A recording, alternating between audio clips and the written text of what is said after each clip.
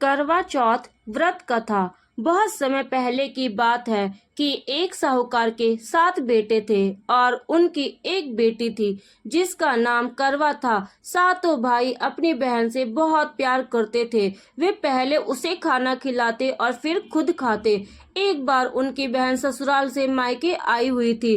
शाम को जब भाई अपना व्यवसाय बंद करके घर आए तो उन्होंने देखा कि उनकी बहन बहुत उदास है। सभी भाई खाना खाने बैठ गए और अपनी बहन से भी खाना खाने का आग्रह करने लगे, लेकिन बहन ने बताया कि आज करवा चौथ का निर्जल व्रत रख रही है और वह चांद को देखकर उसे अर्घ देने के बाद ही कुछ खा सकती है।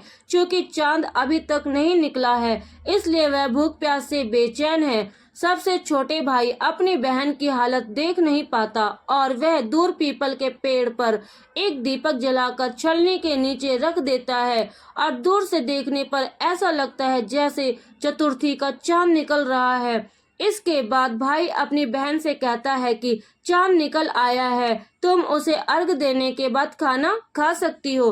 बहन खुशी के साथ सीढ़ियों चढ़कर चांद को देखती है, उसे अर्घ देती है और खाना खाने बैठ जाती है। वह पहला टुकड़ा मुंह में डालती है, उसे छींक आती है। जब वह दूसरा टुकड़ा मुंह में डालती है तो उसे एक बाल मिलता है और जैसे ही वह तीसरा टुकड़ा मुंह में डालने की कोशिश करती है तो उसे अपने पति की मृत्यु का समाचार मिलता है।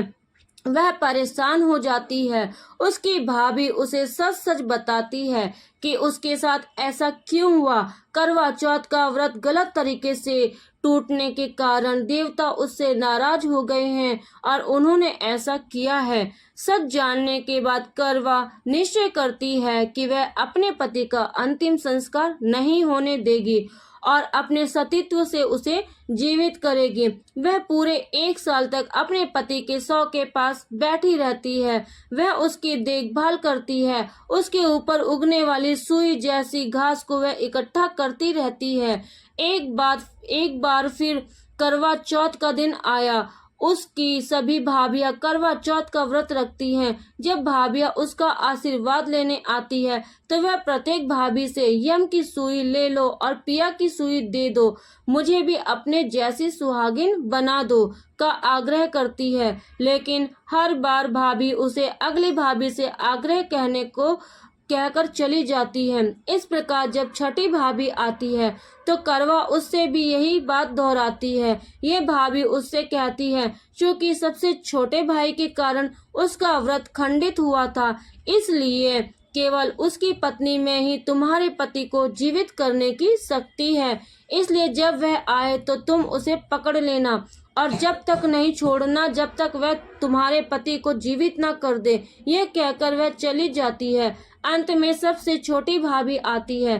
करवा उससे भी सुहागिन बनने का आग्रह करती है, लेकिन वह टाल मटोल करने लगती है। यह देखकर करवा उसे कसकर पकड़ लेती है और अपने पति को जीवित करने के लिए कहती है। भाभी उसे खरोचती है और खींचती है, लेकिन करवा उसे जाने नहीं देती है। करवा उसे नहीं छोड़ती है। अतः अंत में उसकी तपस्या को देखकर भाभी द्रवित हो जाती हैं और अपनी छोटी उंगली काटकर उसमें से अमृत उसके पति के मुंह में डाल देती है। करवा का पति तुरंत श्री गणेश कहता हुआ उठ बैठ जाता है। इस प्रकार भगवान की कृपा से करवा को उसकी छोटी भाभी के माध्यम से उसका पति वापस मिल जाता है।